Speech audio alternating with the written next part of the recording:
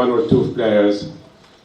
And again, I repeat that, as fans, you are entitled to be coming to the stadium in a meeting like this and ask any questions you want to ask. Tonight is no difference. I know there's quite a few wants to ask me about certain questions, or certain questions I should say, and but feel free, that's what I'm here for. I've got nothing pre-prepared. As usual, I'll just tell you the absolute truth. Now, a lot of questions been asked about the academy, about Adrian Morley, and about recruitment. Do you accept that these are the three questions that most people will ask, yeah? Yeah. So, I mean, like I said before, I'm not here to make statements, I'm here to ask questions. But if they are the three most popular questions that you're going to ask me, can I answer them? Then we could move on to talk about other topics. Yeah? Yeah. All right. Now, which topic do you want me to start with? Academy. Right. Last year, i.e.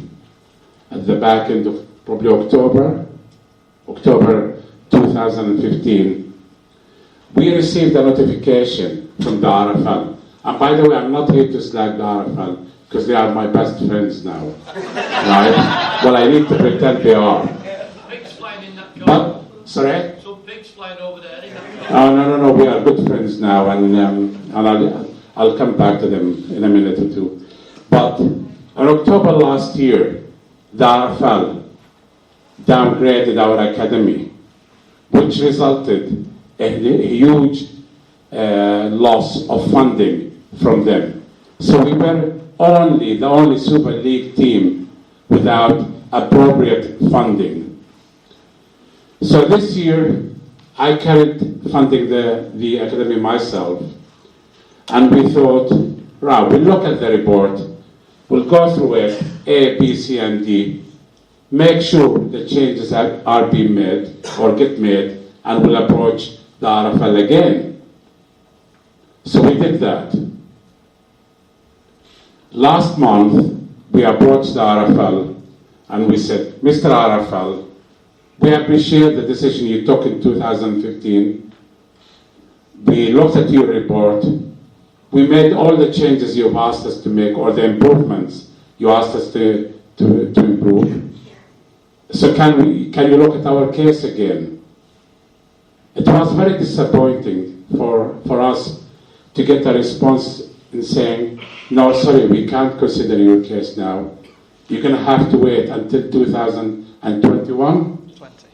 2020, before we could review your case.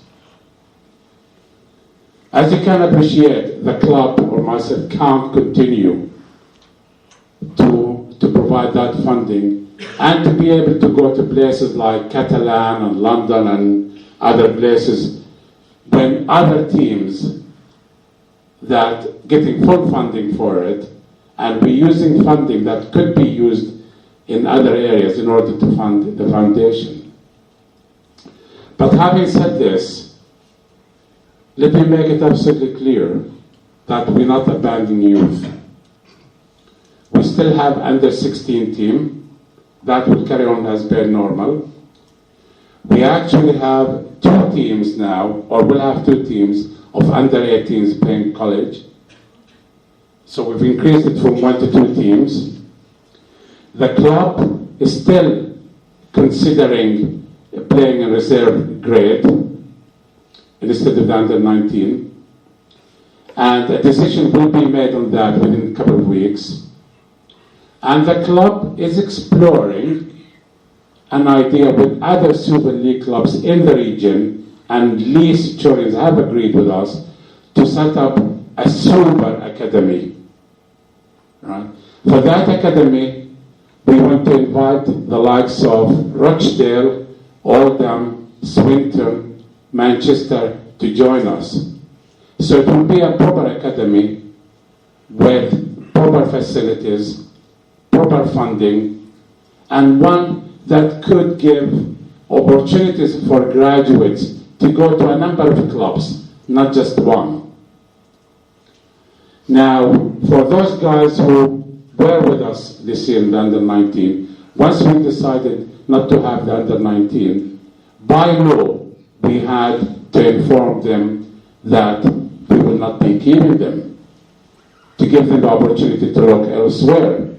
But that does not mean we are abandoning them. Some of this will be called back to play for our reserve. Okay? And let me stand here and tell you once again, I am not abandoning youth development in this club. The youth development of this club is the future of this club. But what I've inherited in the past is something that had led into the RFL finding faults in us and downgrading our academy, and which resulted in the loss of funding.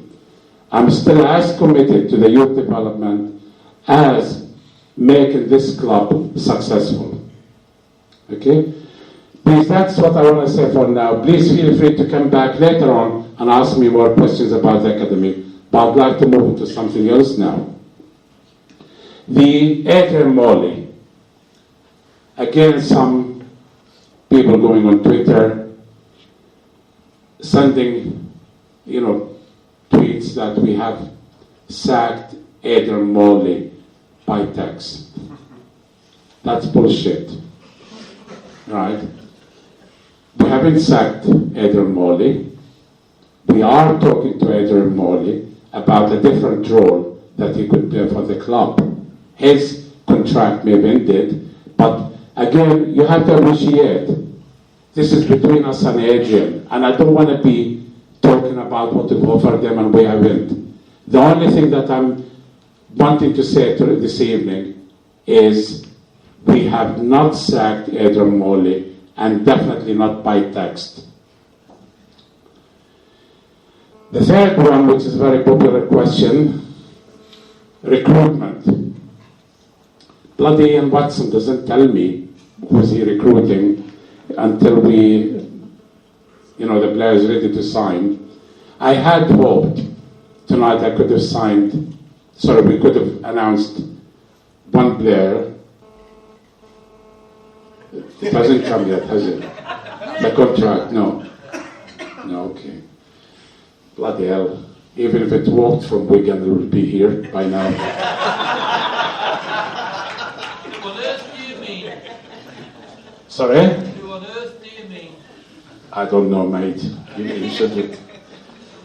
The team that played in the £1 million game, it's a bloody good side. There's only a couple of players we losing from there, and that is Luke Burgess and Josh Griffin. But for the very first time since I've been here, we're going into the following season, right, with a settled team, which is good. Yes, we have signed Lamatasi, and believe me, and I know more than anybody else the reasons that led to his departure from this club, and I know what it means for him to come back, and it means an awful lot. And I'm very comfortable that we signed somebody with the right people around him. He'll be one of the best props in the competition, and I'm absolutely confident about that. Why did you let him go? I said I can't really. I didn't let him go. There's other reasons why he went.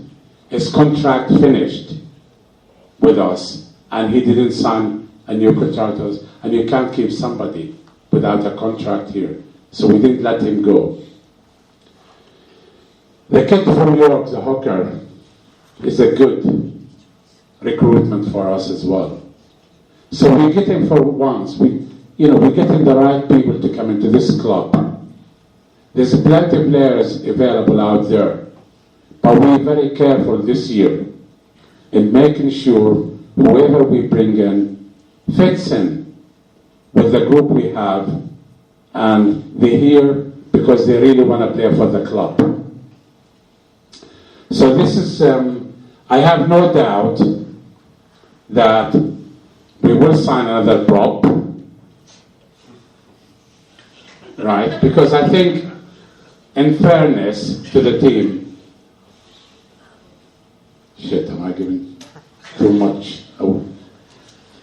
There's not going to be much as a surprise when I announce it. Don't say JG, will you? Don't know who you're talking about. Maybe tomorrow we'll announce it on Twitter. I'm not on Twitter. Well, I'm sure at least one will be announced tomorrow. With a bit of luck, we'll have another one before the end of the week. And that will be our recruitment. But more importantly, I'm really looking forward to seeing the likes of Ryan Lennon, people like Josh Wood, Jake Pepe, having a run next year. They're fantastic kids, and I'm really looking forward. And I'd like to see more of Niall Evans, get the start than he did this year. But that's up to the coach. I'll have a quiet word with them. Now, going back to our friends, the RFL. I really want to go into next season without, or going through this a season, and I don't want to have any dramas with the RFL. And I had a number of good meetings with them, and we just have to forget the past and move on. But having said this, I've made mistakes, or the club made mistakes. We paid for our mistakes big time, but at least it got us into that £1 million game, so we ended the season in an exciting way. We paid for our mistakes, and I'll stand up and say I played big part in making the mistakes. But we're not the only ones who made the mistakes. The RFL did as well. I think the RFL made a massive mistake last month in not listening or considering our application with the foundation, but want to move on from there. The RFL made another big mistake in depriving our club or our team of a non-fed spot. Last year, we knew we needed a prop, another prop. Unfortunately, there wasn't a homegrown or a home player available, but we could have got one from overseas. We had that spot available all the time, but they deprived us of that. And it wasn't until July they turned around and said, sorry, Dobson should not have counted on your quota, right? So for 2 years, we played with 1 quota spot less than anybody else. Again, mistakes can be made, but it would be nice, like I stand in front of you tonight and say we made mistakes. They need to admit to it. But the biggest mistake that they have made, and because I don't want my club or our club to be labeled as cheats going forward, is I'll admit we made mistakes, whether deliberate or through bad management. There were 3 payments that we haven't declared. And I'm not going to deny that. The mistakes were made. But one thing we haven't done is to go over the salary cap. And the RFL made a mistake there in the evidence they reported to their tribunal. So the only thing I ask, and I'm not demanding it, I ask the RFL, and again, just to clear our names, because I don't want our club to be labeled as cheats, is to say, look, Salford, you paid the penalty for breaching salary cap rules, but yes, we do agree with you, you did not break the salary cap. If they say that, it's great. If they don't, I'm not going to fight anymore. We just want a fair deal for our club, for our team, for our fans, and to